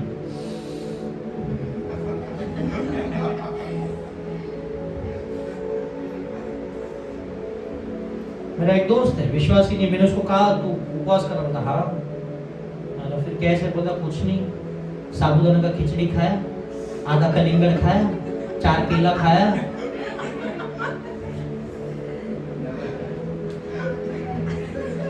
क्या ये कौन सा उपवास है? लोग सेल भी वैसा ही करते हैं। उपवासाचं जेवण, उपवासाचं जेवण, खाना छोड़ नहीं पा रहे लोग। आपको सोचो आप बंदवाई में कैसे जा रहे हो। भोजन आपको बंदवाई में ले आएगा, भोजन आपको बंदवाई में ले आएगा। हमेशा ध्यान रखो, खाना आपको शैतान सबसे पहला आपको अगर कुछ कराना है तो आपको खाना खिलाएगा। आजा खाना खा, फिर वो आपके बाद उसके बाद काम करेगा। और जब मूसा को उसने कहा जा मैं नहीं छोड़ता करके तेरे लोगों को, तो उसके बाद क्या किया? परमेश्वर ने मूसा के द्वारा बहुत सारी चीजें की, बहुत सारी चीजें की। और फिर आप देखना निर्गमन 10 उसका 7 और 11, 7 से 11 तक पढ़ेंगे। उसके बाद क्या होता है? जब पूरा तहस नहस वहां पे हो गया, तब फिरौन के कर्मचारी उससे कहने लगे वह जन कब तक हमारे लिए फंदा बना रहेगा। वो मूसा के लिए बोल रहे हैं। फिरौन के आदमी लोग जो उसके वॉरियर्स है, अरे वो मूसा और उसका वो भाई कब तक हमारे लिए फंदा बना रहेगा? सब कुछ तहस नहस हो रहा है। उन मनुष्य को जाने दे कि वो अपने परमेश्वर यहोवा की उपासना करे। क्या कहा उसने? उन मनुष्य को जाने दे। कौन कह रहा है? फिरौन के लोग उससे कह रहे हैं उन मनुष्य को जाने दे कि वे अपने परमेश्वर यहोवा की उपासना करें। Next slide. क्या तू अब तक नहीं जानता कि सारा मिस्र नाश हो गया है? क्या हो गया है? नाश हो गया है। पर वो जटिल देखो कितना है फारो, फिर भी वो छोड़ नहीं रहा है लोगों को। आपको लगता है शैतान के साथ आपका फाइट इजी है सर? उसका नाश होते रहेगा, फिर भी वो तेरे को वैसे ही पकड़ा रहेगा। तेरे बच्चे को वैसे ही पकड़ के रखेगा, तेरे परिवार को वैसे ही पकड़। आपको लगेगा मैंने आज 1 घंटा अन्य भाषा में बात की, आप देखना उसका हाथ फिर भी वैसे ही पकड़ा हुआ रहेगा। वो फिरौन है, आसानी से नहीं जाएगा। उसका आगे का तब मूसा और हारून फिरौन के पास फिर बुलावे गए और उसने उनसे कहा चले जाओ, अपने परमेश्वर यहोवा की उपासना करो, परंतु वे जो जाने वाले हैं। सुनो, अब इतना तहस नहस हो गया, दुष्ट आत्मा ने उनको, मैं आपको स्पिरिचुअल वे में इसको सिखा रहा हूं। मेरे को नहीं पता आप इसके पहले ऐसा सुने हैं क्या, लेकिन सुनो इसको ध्यान से। अगर सुने हैं तो फिर से एक बार सुनो। मैं आत्मा से आपको समझा रहा हूं, इसको हिस्ट्री की तरह मत देखना। ये मिस्र देश की बात नहीं है, ये शायद कल्याण की बात है, ये शायद अंबरनाथ की बात है, ये शायद बदलापुर की बात है, ये शायद नवी मुंबई की बात है, ये शायद यहाँ पे ही किसी की बात है। फिरौन के लोगों ने कहा फिर अरे इसको जाने दे, और इतना उसका तहस नहस हो गया है, फिर भी उसने आपको पकड़ के रखा है। और अभी क्योंकि दुष्ट आत्माएं कह रहे हैं आपके बिहाफ पे, अरे इनको जाने दे, लोगों ने नाक में दम करके रखा है। आप वो आपसे बात कर रहा है, पर बात कैसे करता है पता है? फिरौन बार्गेनिंग करेगा। क्या करेगा? बार्गेनिंग करेगा। शैतान आपके साथ बार्गेनिंग करने को आएगा।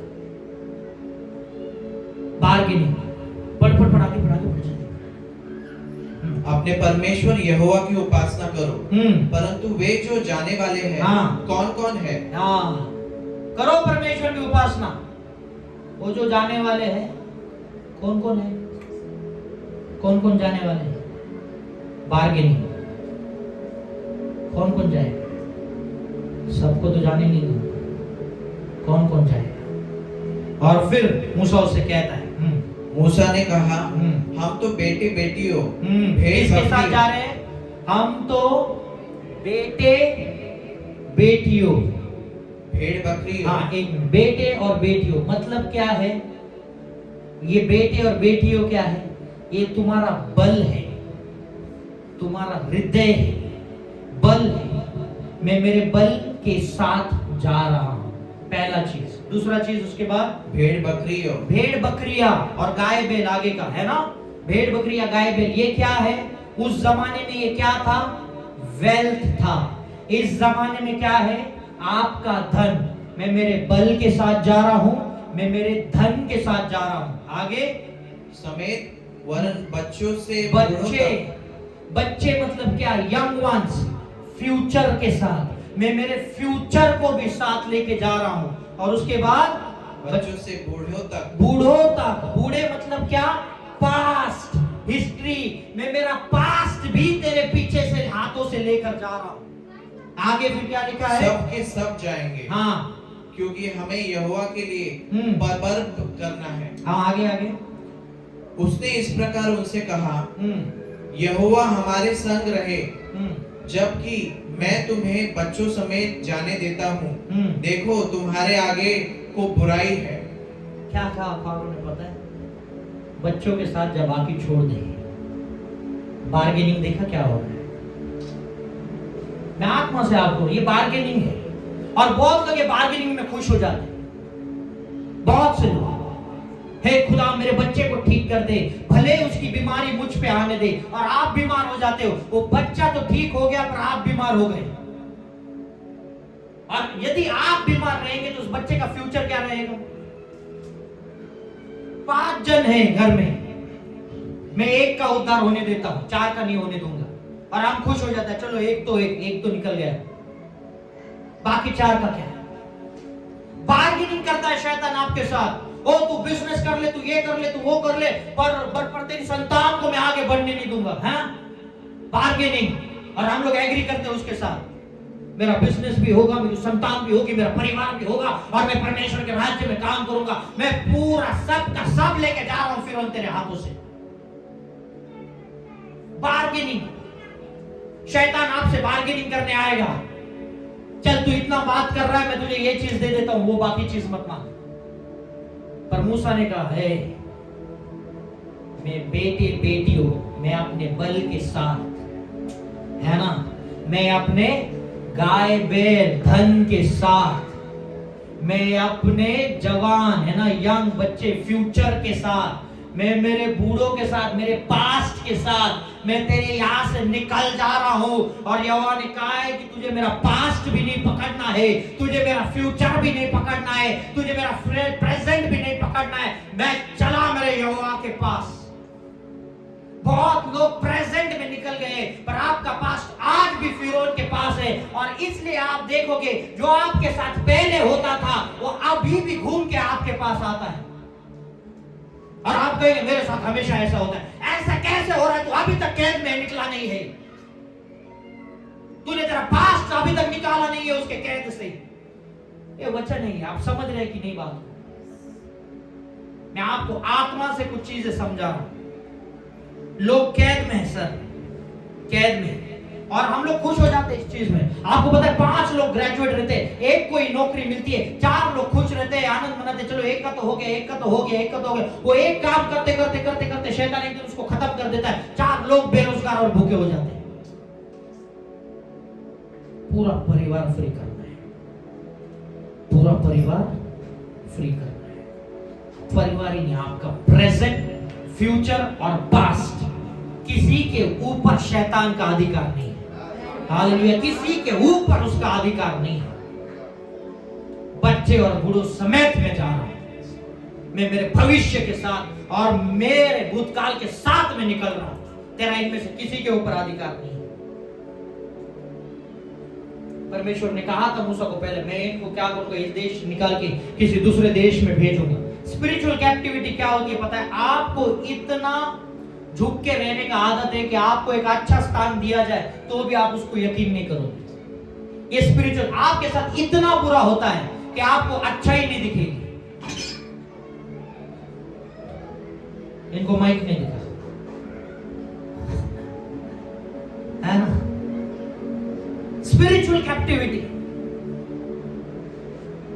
निर्गमन 13 31 से 33 निकाल देना। आप जब वहां से वो निकल गए, ठीक है, जब वो वहां से निकल गए और लाल समुद्र को उसने दुभागा और निकल गए और एक शहर के पास पहुंचे, तो मूसा ने क्या कहा? 12 स्पाइस। नहीं, मैं आगे का स्टोरी बताऊं, उसके बाद पढ़ेंगे। मूसा ने अपने 12 स्पाइस को क्या किया? हर गोत्र से एक एक को लिया, कहा वो जो प्रॉमिस लैंड, परमेश्वर ने वाचा का जो शहर बताया, उसकी जरा छानबीन करके आओ, क्या है वो मुझे इंफॉर्मेशन दो। और वो लोग जाते हैं। तो गिनती 13 31 से 33, गिनती 13 31 से 33। गिनती 13 31 से 33।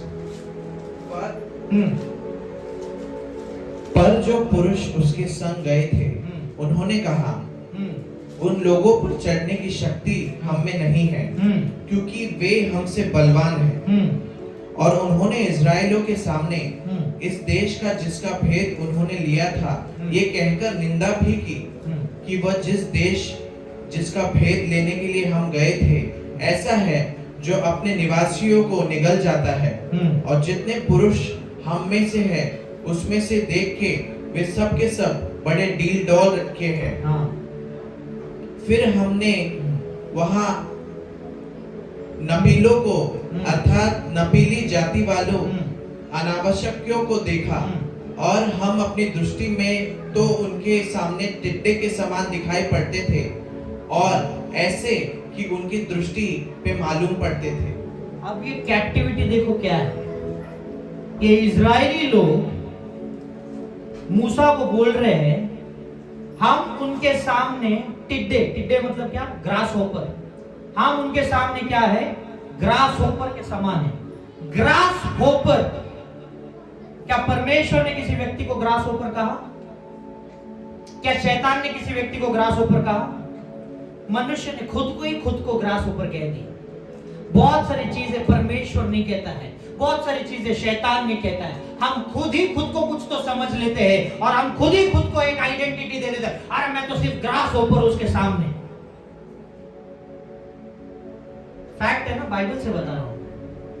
किसी ने उनको कहा तू ग्रास होपर है, नहीं, हम खुद को मान लिए ग्रास होपर। कैप्टिविटी, बंदवाई में है, वो बाहर नहीं आ सकते।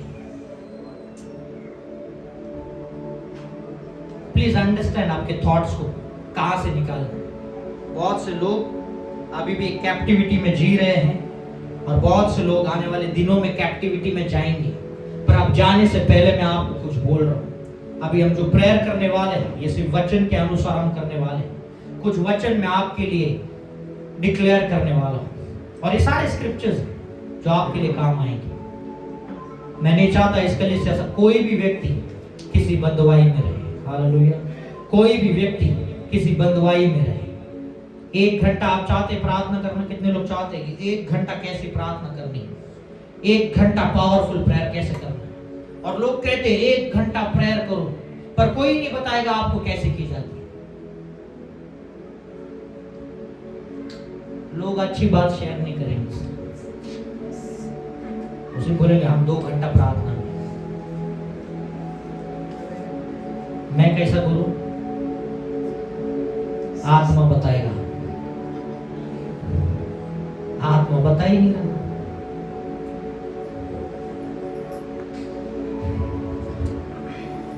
आपको पावरफुल प्रेयर अगर करना है, पावरफुल, तो अब मैं आपको 1 घंटे से ज्यादा का समय बता रहा हूं।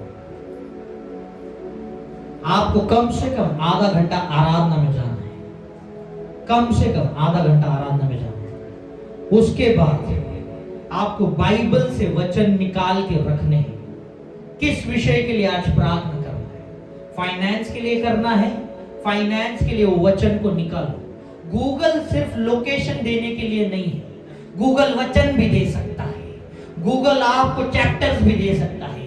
गूगल सिर्फ कुछ वेबसाइट्स ढूंढने के लिए नहीं है, गूगल आपको कुछ डिटेल्स में वचन दे सकता है। वो वचन गूगल से मत पढ़ो, बाइबल खोलो और बाइबल से उस वचन को एक पेपर पे लिख के लो, और जब आप प्रार्थना करते हो उस वचन को कहो, उस वचन में जियो और उस वचन के आधारित प्रोफेसाई करो खुद पे। ये जैसा तूने कहा है, ये वचन में मेरे लाइफ पे, मेरे परिवार पे, मेरे भविष्य पे, मेरे कामों पे यीशु के नाम से घोषित करता हूं। और फिर 1 मिनट अन्य भाषा में बात करो। अगर आपको अन्य भाषा नहीं आता तो उस वचन के आधारित ही आप परमेश्वर से बात करो। फिर दूसरा वचन लो, फिर तीसरा वचन लो, फिर चौथा वचन। जितने आपके वचन बढ़ेंगे आपका प्रेयर टाइम बढ़ते जाएगा। बता रहा हूं, कोई नहीं बताएगा ये चीज, क्योंकि परमेश्वर की योजना आपके लिए भलाई की है, हानि की नहीं है। परमेश्वर तब काम करता जब आप वचन से प्रार्थना करो। बाकी तो ऐसा कितना भी बोलो नहीं सुनेगा, वो नहीं सुनेगा। आप उपवास प्रार्थना करो किसी याजक के लिए कि इसका मिनिस्ट्री बंद हो जाए, मैं कहता हूं बढ़ेगा। सीरियसली करो, उपवास प्रार्थना करो याजकों के लिए कि उसका मिनिस्ट्री बंद हो जाए, उसका मिनिस्ट्री बढ़ेगा। क्योंकि जो परमेश्वर का काम करता है उसमें एंड नहीं आता, उसमें ग्रोथ आता है। तो परमेश्वर आप जो भी मांगो नहीं सुनेगा, पर जब वचन से मांगोगे वो क्या होगा, सुनाई जाएगा। हम सब खड़े हो जाएंगे इससे।